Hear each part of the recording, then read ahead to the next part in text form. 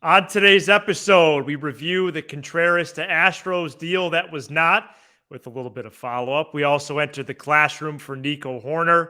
Excited to reveal his grade and more. Plus, we open up the mailbag with some fan feedback. That's all ahead on this Tuesday edition of Locked On Cubs. Are Locked On Cubs, your daily Chicago Cubs podcast, part of the Locked On Podcast Network, your team every day.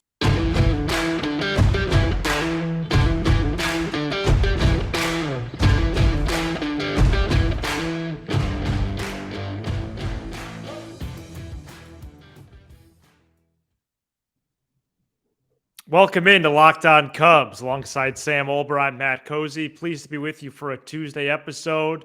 And thanks for making us your first listen every day. We're lifelong fans taking our passion into a discussion with you on all things Cubs. An exciting program for you today as we are in the first full week of November and officially in the offseason following the World Series conclusion this past weekend. Sam, how's it going over there? And looking forward to chopping it up with you today. Is the mustache like a November thing?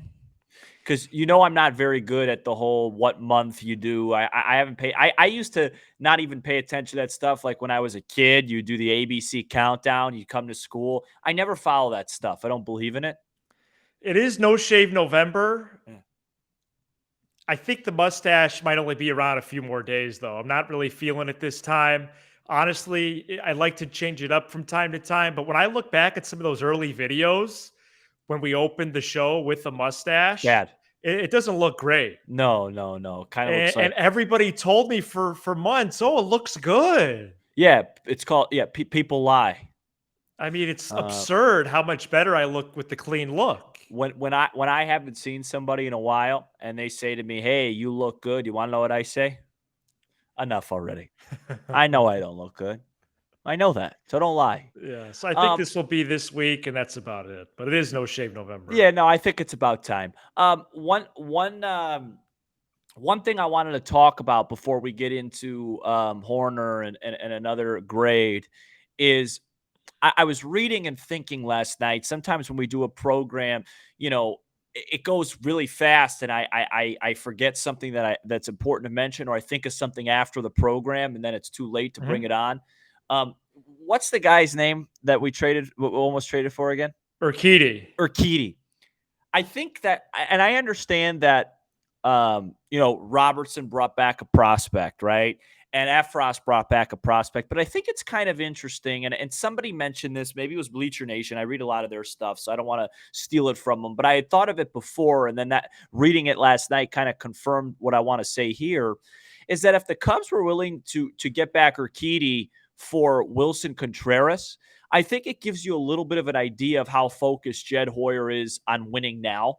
And that this window is opening now, because we all kind of were like, okay, it's another year of trading all prospects. Well, they got McKinstry back for Martin. I know that we don't really see him being an extensive part of the next year's plan, but that's a big league ready now player.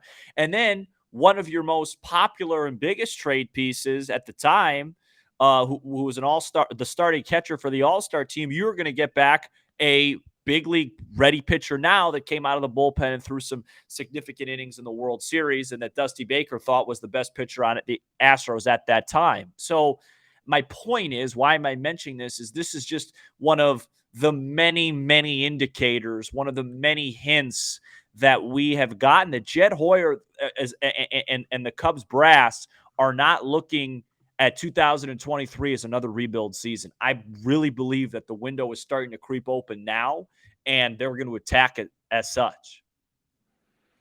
No, that's fantastic, and I'm glad you did want to add to the conversation, because I think there is opportunities, especially in the offseason, to do that, where we discuss something one time, then okay, the second or third time, it's right after the fact, because we're learning more, we're realizing something else.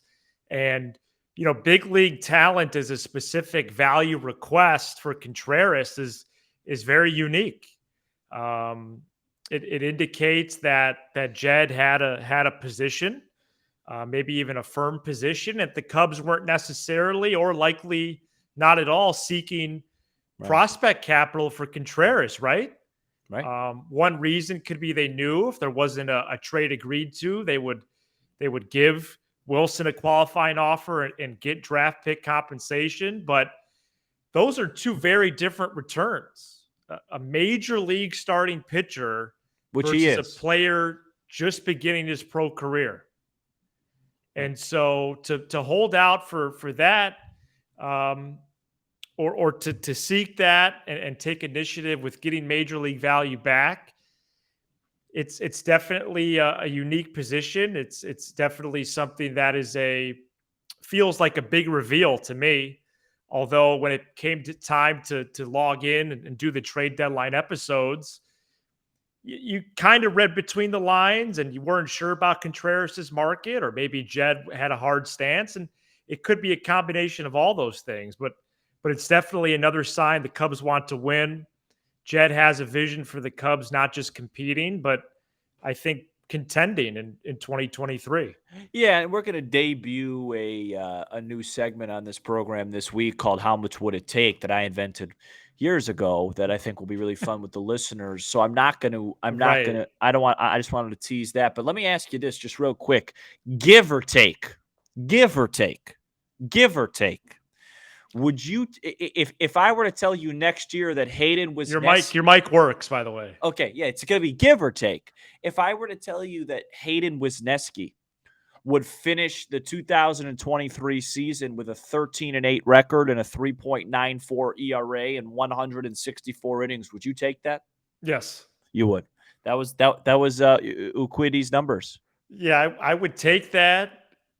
He's a rookie pitcher onto the scene. If he's given especially, I think the inning stands out there. Yeah, the innings was probably unrealistic, But but for your ERA to start with a 3 was Nesky's rookie year, 100%. yeah, okay. And he's going to be a back end guy like Urquidy would be. Urquidy, yeah, right, Right. exactly. All right, so my point is this guy's a pretty decent pitcher that they almost got. Maybe they still get him, but they have a lot of guys, that really can, like I said yesterday. I mean, you could get that type of year from Wisniewski. You can get that type of year from Steele. You can get that type of year from Stroman. You could get that type of year from Hendricks. You can get that type of year from a Senga. Well, hopefully better, right? Hopefully better, right? If Senga's on this club. a No, better year. you'd expect Senga, Stroman, and Steele maybe to be better than that. Right, right. And I wonder what a return now could be for Urquidy if they want to slot him in at the 4 or 5 or 6 spot. Yeah, Would it be a major league player, and of what value to Houston? but I think you have to realize that when the Cubs almost made that deal, you still hadn't had a massive explosion yet from Steele. You had no idea what you were going to get from Wisniewski. Is that really an area? Do you really want to give up an asset for that right now? It feels like we have Right. like so many back end rotation guys. Exactly. I don't know. You never could have too many, right? All it takes is one injury. But I would like to get use assets to get elsewhere. Like even if they were to make a Higher trade level. like a reliever or something. Yeah, yeah. Okay, we're going to further break down the current Cubs players and jump into some Nico Hoerner action right after this. Today's episode is brought to you by Bet Online. A lot of free agents out there right now. What are the odds that Judge goes to the Giants, or Kershaw to the Rangers, or Turner to the Phillies, or Correa to the Cubs? You can take a peek at that and consider what those odds and ends might be with Bet Online. BetOnline.net is your number one source for betting football and the start of new basketball season. College basketball tips off Monday night. Find all of the latest player developments, team matchups, news, podcasts, and in-depth analysis on every game. And as always, Bet Online remains your continued source for all your sports wagering info, with live betting and up-to-the-minute scores for every sport out there. The fastest and easiest way to check in all your favorite games and events, including MLB, MMA, boxing, and golf. head to the website today or use your mobile device to learn more. Bet online, where the game starts. I'm a food free agent right now. I need to find a new restaurant. A little bit like to add something to the rotation or replacing Yeah, something. I'm replacing something. Yeah, not going to say it obviously on the air. Yeah, probably not a great strategy. But there's a lot of good places by you. A lot. It's part of Really, the problem. no. Some would say no shortage of places. Yeah, no, some would say a surplus. So I'm having a mouse issue here, and when I go to my pad on my laptop, I know it becomes AM radio in a storm. So I'm really trying to navigate that Oh, right that's all right. here. I can introduce the next topic. It's not difficult. That's Nico Hoerner. Yeah. Hoerner recorded an overall excellent season in 2022, Sam. Let me just give you his numbers. Sure. A slash line of 281, 327, 410 with 10 home runs, 22 doubles, 3 triples, 55 runs batted in, and 20 stolen bases. Let's talk offense first for Nico Hoerner. Well, for the same reason I get on guys when they put up stats that don't really matter much, Nico Hoerner's batting average took a massive dip when the season was really kind of at a moot point, the last month of the year when he was coming back from an injury. That 281 is very deceiving for how good he was for 90% of his season. Sure, we've said it ad nauseum with Nico Hoerner. What can improve? The on base and the slug, taking more walks and hitting more home runs or doubles. And those things kind of go hand in hand. I think once he starts doing the latter, which is slug, he'll start walking more because teams will be a little bit afraid to pitch to him. Mm-hmm. With Hoerner, there's a lot that gets done every single day that doesn't get labeled in the baseball reference sheet. He is a tremendous base runner, one of the very, very few on this current Cubs roster. He is an outstanding defensive player, one of the premier defensive shortstops in the game, which almost sounds crazy to say with all the doubts going into the year. He is a leader. He does little things well. He is the guy you feel most confident up with the game on the line, runners in scoring position, especially a runner on third, less than 2 outs. These things aren't categorized in the basic WAR and basic OPS, right? And that's why I'm going to go ahead and give my grade here. That's why I would give Nico Hoerner an A-. And the only reason I would say minus is because I still, in the back of my mind, am concerned about the durability, and I would have loved to seen a full season of him. But if he does what he did last year over the course of 145 to 150 games, then it's a flat A for me. Yeah, I give him an A- as well. He does do a lot of things that other Cubs don't, and quite frankly, other major league players do not. I was also considering today his unique path to the big leagues. I think that shouldn't go unnoticed. Basically, being on the fast track to this team and staying there is pretty impressive.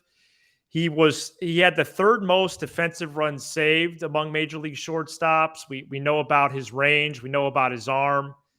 He could definitely play major league shortstop. Not sure he was a snub in not being a Gold Glove finalist. I know some more than others were on a bit of a warpath with that. Not sure he should have been a finalist. Why? Games? Games? Maybe games, but his actual just like simply field percentage, Sam. It's a bad stat. It's a flawed stat. It's a flawed statistic. So even just simply errors is flawed? Yeah. I don't like that stat. It doesn't. Well, he was really low.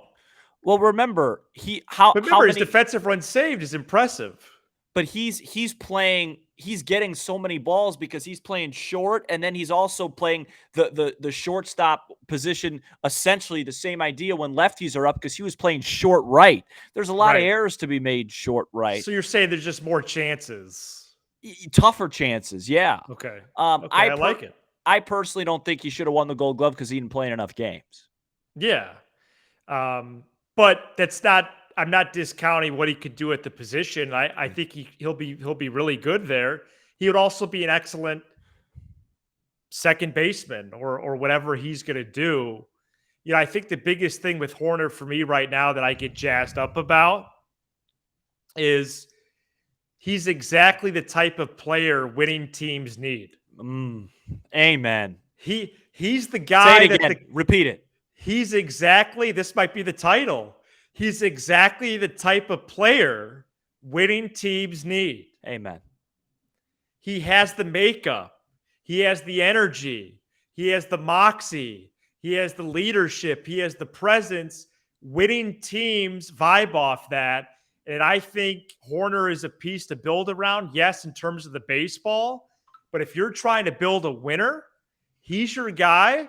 And I'm excited that the Cubs have this type of player that's homegrown and you can potentially build around. Every single team in the big leagues can use a Nico Hoerner. The Dodgers, the Astros, anybody. And I'll say this. If the Cubs sign one of the major shortstops, which I think we all feel is pretty likely at this point. Yes. And Nico Hoerner moves to second base, including defense and offense, he will be the best second baseman in Major League Baseball. Wow. Better than Altuve, better than McNeil, better than the good player on Cleveland, Jimenez, that made the All-Star team. I'm trying to think who else is there off the top of my head. My mind's not all there with baseball right now. But he will be the best second baseman in the big leagues. If he stays healthy, he will start many, many All-Star games. I'm not discrediting Nico Hoerner, the shortstop, but if Carlos Correa is over there with him, he will make second base his, and you won't hear him moan or be upset about it one bit. He'll go there, he'll play the position, and help the Cubs win baseball games because that's who he is. He's currently my favorite Cubs player. That shouldn't surprise anybody. And really, along with Justin Steele, really the two shining lights of this rebuilding season. So previously, Sam, in previous episodes that we've done, you labeled Hoerner a future superstar. Have I said that? I believe so. Sure. Okay. Yeah. It's hard to keep track. We do a show every day. Right. I believe this is going to be show 90 pretty soon. Yeah. What do you need to see in order for him to continue to take those steps in 23? Yeah, great question. So for him to be a superstar, there's a lot of holes that still need to be fixed, but he could be a star without fixing a lot if the team wins. Nico Hoerner is one of those guys that will get more respect if the team's winning, kind of like a Derek Jeter type, kind of like even like a Ben Zobrist type. Yeah. But to answer your question, what does he have to do? He's got to hit. He's got to hit for more power, and he's got to walk more. Okay. If that 281, what was his on base? 321, 322, something like that. If that goes from even if he hits 285 and that 321 comes to be a 341, and that slugging percentage then gets up into the mid to high fours, with all the extra stuff, with all the intangibles that he brings, now you're starting to talk about a real superstar level player, because he's not going to ever be a guy that has an OPS at 900. That's not the type of hitter he is. Right. But if he starts flirting with 800, even a little bit higher with 15, 20 home runs and playing incredible middle infield defense, stealing bases, and the Cubs are winning 90 games, well, yeah, to me, and he does that for 5 consecutive years. That's superstar level stuff to me. And his WAR will reflect that, because I believe, and I'm going to pull this up right now in my handy dandy reference sheet. I believe this year his WAR was 4.5. Wow, you got to that quick. Yeah, his WAR was 4.5, and he played 135 baseball games, so he was basically on a 5 WAR pace. 6 WAR is a superstar. Right. So, you better believe it, player. Come on. Yeah. So, You can catch me at jury duty November 14th. So that's a week from today. Yeah. Oh wow. Yeah. We're gonna have to start. So, We're gonna have to really start game planning for that. Nico Hoerner, can't really say much negative about him. Excited about the prospects of his future, and will be really interesting to see where he's bats in the order on opening day. I Yes. don't want him hitting first or second. No. His value to this team, especially surrounded by guys who aren't good with runners in scoring position, is hitting in high leverage spots. We just said his on base percentage is not that high. Don't hit him first or second. Hit him in a spot where early in the ball game he comes up, second and third one out, you're scoring a run. Right now, I would say third or fourth, and depending on additions, maybe like a 5 or 6 spot. Yeah, I'd say that's about right. We open up the mailbag coming up next. Welcome back to Locked On Cubs. Thanks for making us your first listen every day. Hope you're enjoying yourself wherever and whenever you may be listening. Right. We're going to take a couple comments and questions from listeners here. This is without a name, but it is from the 515 Sam in Iowa area code. This listener says pick 2 for the 26-man roster and maybe 1 for the 40-man, dropping the other 2.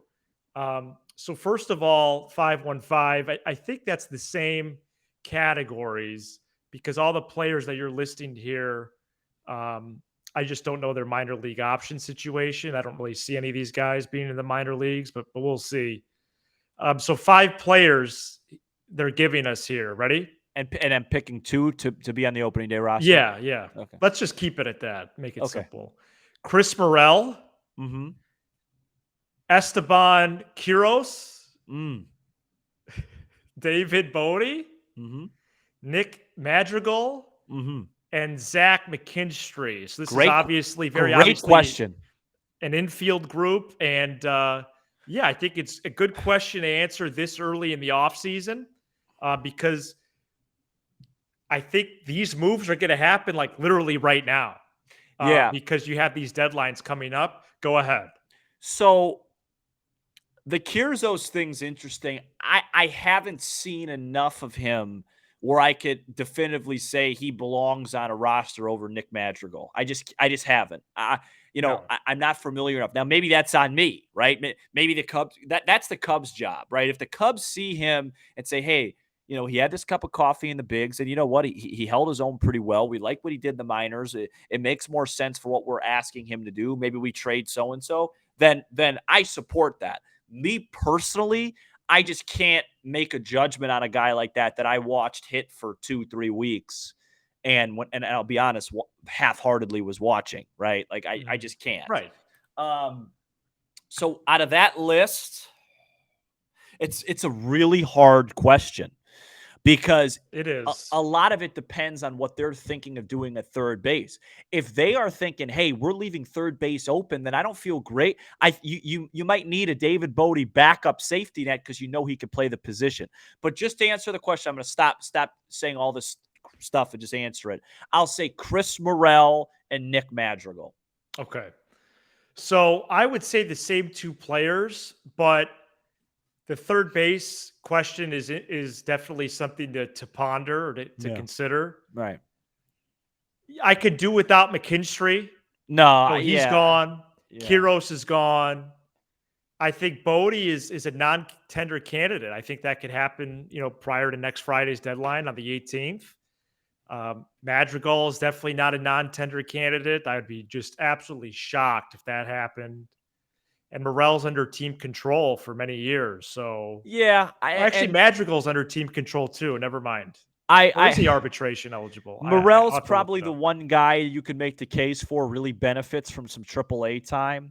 But I think he's earned the right to start. So. I think he's earned the right to start to be on the team opening day. I don't want him starting at third. I'd like him to kind of maybe be off the bench and, like we've already discussed, maybe a safer bet, Wisdom. But hey, if they get rid of Wisdom, then maybe Bodie. I don't know. It's a great question. Those would be my 2. I'd say Madrigal and Morel and go from there. And finally, Bryce from Iowa. Concerning news about the Canario and Davis injuries. With no prospects that are ready for the jump, the Cubs have to upgrade at center field. You cannot trot Ortega and Morel as your opening day options. If Nimmo is not heading to the north side, the only real option in free agency that I see is Kiermaier. And even then, it's a defensive upgrade, but not much offensively. Unless we make a trade, center field could very likely be a glaring hole until PCA or the other players are healthy. Your thoughts? Make sure you respond to my guy Adam Flanagan on YouTube because I don't the voicemail better than me. I will. Yeah. Let me put it up there right now. Yeah, put it up there right now. Adam, this portion of the show is for you. It's going to be a leave us a voicemail or send us a text. It'll be 312-834-4634. Yeah, Bryce, we've talked about that. It's gonna be a project. It's gonna be a rental guy. It's gonna be a JBJ, a Kiermaier, possibly a Bellinger if he's gone. It's not gonna be a guy that lights the lamp. I don't think they're gonna get Nimmo. Maybe they go get Nimmo if they strike out on somebody else. But to me, it's gonna be a filler until these guys come back. And by the way, we've talked so much on this show how important center field defense is. I don't know if I would have loved Canario or Davis just experimenting in center. That might not help the team. Canario's probably not a center fielder. Yeah, no, they're both might not be. Wow. You know who is PCA, and he'll be your starting center fielder in 2024. But that's not I don't know why I thought that was funny. I just got a lot of joy from it. That's not going to happen this season. So, yes, Bryce, boy. by the way, 2 Hawkeyes messaging in. I don't like that. These vibes. We have a lot of Iowa fans. After we, are starting to, the Illini are starting to slowly spit up on their shirts. They have to address it. It will be a filler. One of the guys we've talked about on the show. We'll see what happens. And expect that probably sooner rather than later. Yeah. There's a lot ahead on this show this week. We have that deadline, a couple deadlines coming up. We're going to try to slow down and break some of those roster decisions down. Obviously, if any news breaks, we'll break it down from that angle as well. Also, in The Athletic today, Sam, they did a bunch of proposals for Shohei Ohtani. We're going to break that down later this week. We're going to get into some more player grades and a whole lot more with you all. We're very excited. Would you fire me off the show if it meant Ohtani is a Cub? Wow. Think about that. Answer me tomorrow. Be sure to hit that subscribe button for Locked On Cubs on YouTube and smash the like button and all your favorite Locked On Cubs content, Apple, Spotify, wherever you get your pods. And drop us a text or leave us a voicemail at 312-834-4634. I'm still trying to upload voicemails during the program. Otherwise, text is a great option. Yeah, it's been 6 months. For right. No, take your time. It's been 4. Yeah, no, maybe it'll be ready in the next presidential election. It'll be ready by March 30th, opening day. Okay. Thanks for making Locked On Cubs your first listen every day. I'll make your second. The Locked On Sports Today podcast. Locked On Sports Today is our 22-minute recap of the previous night in sports, featuring local experts on each of the big stories, as well as the take of the day from one of the Locked On hosts. He's Sam Olber. I'm Matt Cozy. This is Locked On Cubs.